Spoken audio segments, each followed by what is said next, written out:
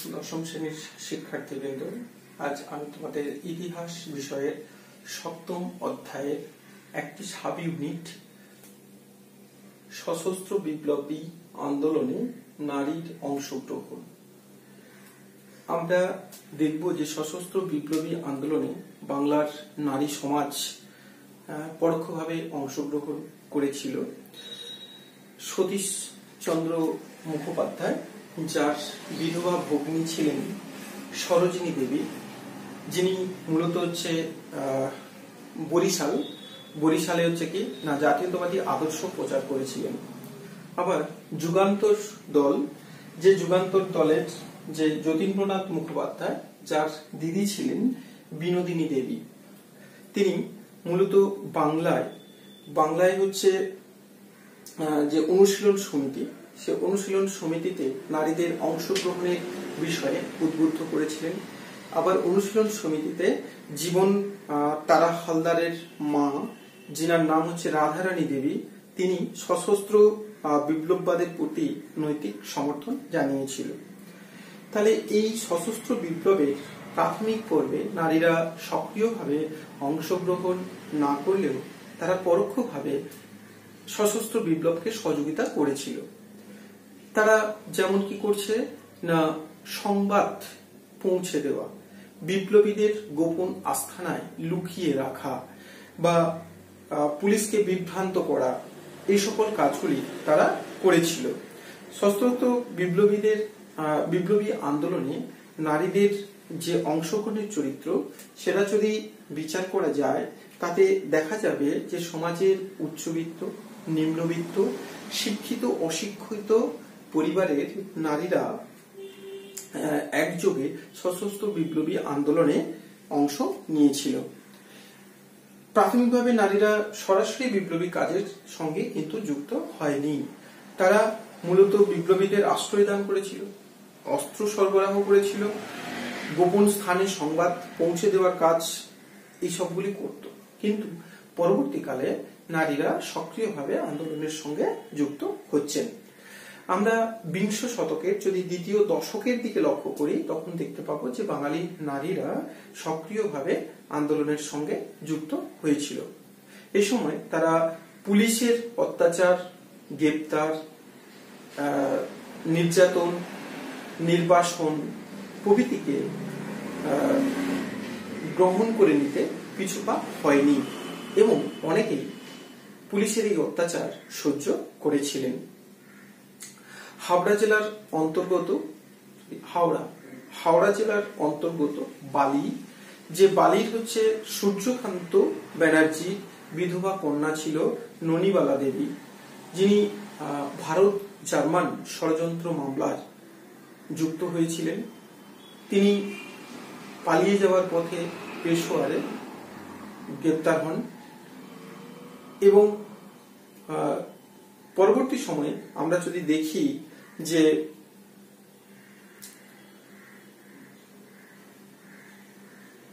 একই বিপ্লবী কাজকর্মের সঙ্গে যুক্ত থাকার অপরাধে সিন্ধুবালা দেবী, যাকে গ্রেপ্তার করা হয়েছিল। আবার বিপ্লবীদের দ্বারা লুট হওয়া রডা কোম্পানির যে পিস্তল রাখার অপরাধে সেই সময় বীরভূমের নলহাটির দুকড়িবালা দেবীকে গ্রেপ্তার করা হয়েছিল।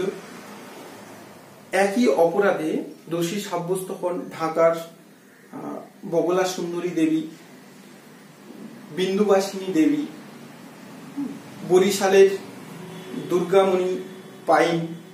সশস্ত্র বিপ্লবী নারীদের মধ্যে প্রীতিলতা ওয়েদেদার, কল্পনা দত্ত, যাদের বিশেষ অবদান ছিল। ভারতের এবং বাঙালি নারীদের পাশাপাশি যদি দেখা যায় যে বিদেশি নারী, যিনি ভারতের জন্য, ভারতের স্বাধীনতা সংগ্রামের জন্য, ভারতের পরাধীনতার শৃঙ্খল মোচনের জন্য এগিয়ে এসেছিলেন এবং বিপ্লবী কাজকর্মের সঙ্গে প্রত্যক্ষ ও পরোক্ষ উভয়ভাবেই যুক্ত ছিলেন, তিনি আমাদের ভগ্নী নিবেদিতা, যিনি সশস্ত্র বিপ্লবী আন্দোলনের যুগ থেকে বিপ্লবীদের সূচনার অনুপ্রেরণা জুগিয়েছিল। তিনি বাংলার যে গুপ্ত সমিতি, অনুশীলন সমিতি, তার সঙ্গে সক্রিয়ভাবে যুক্ত ছিল। এইভাবে দেখা যাচ্ছে যে ভারতবর্ষে নানা গুপ্ত সমিতি তৈরি হয়েছিল, যে গুপ্ত সমিতিগুলি পরবর্তীকালে নারীদেরকে সংগঠিত করে আন্দোলনে এগিয়ে গিয়েছিল। এরকমই একটি গুপ্ত সমিতি ছিল দীপালি সংঘ।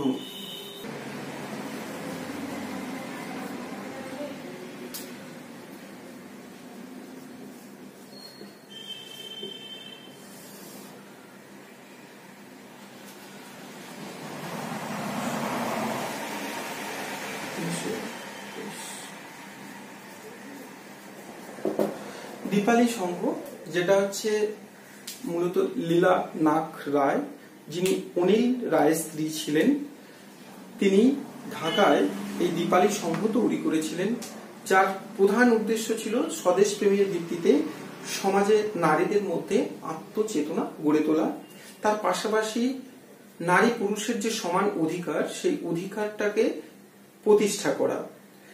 এই জন্য তিনি কি করলেন না, নারীদেরকে সংগঠিত করে মহিলাদেরকে শরীর চর্চার জন্য ব্যবস্থা করলেন, অস্ত্র চালানোর প্রশিক্ষণের ব্যবস্থা করলেন, লাঠি খেলার ব্যবস্থা করলেন।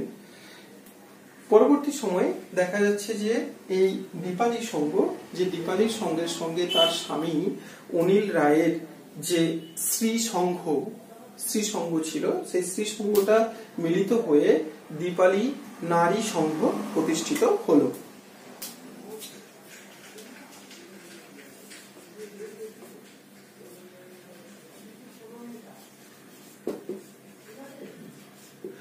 নারী সংঘ যেটা তৈরি হয় কবে না 1926 খ্রিস্টাব্দে।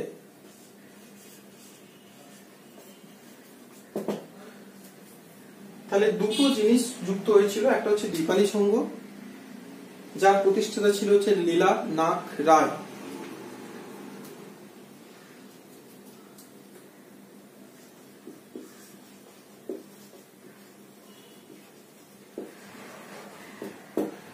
লীলা নাগ রায়, যেটা প্রতিষ্ঠা করেছিল কবে না 1923 খ্রিস্টাব্দে, এবং পরবর্তী সময়ে তার স্বামী অনিল রায়, যার সংঘটার নাম ছিল হচ্ছে স্ত্রী সংঘ।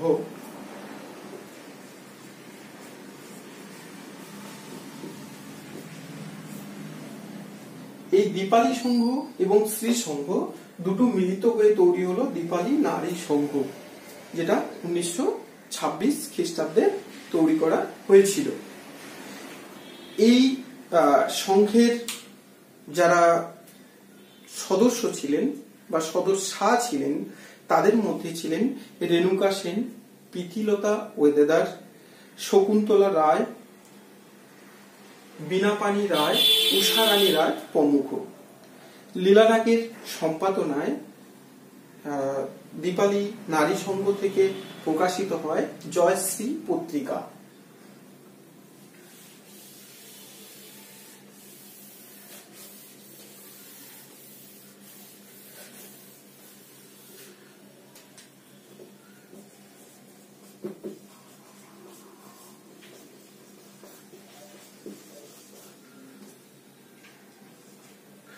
জয়শ্রী পত্রিকা যেটা 1930 খ্রিস্টাব্দে প্রকাশিত হয়েছিল। 1930 খ্রিস্টাব্দ যে পত্রিকায় বিপ্লবের প্রসারের পাশাপাশি নারী জাতিদের যে সার্বিক বিকাশ এবং শিক্ষার প্রচার এই জিনিসগুলো চালানো হয়েছিল।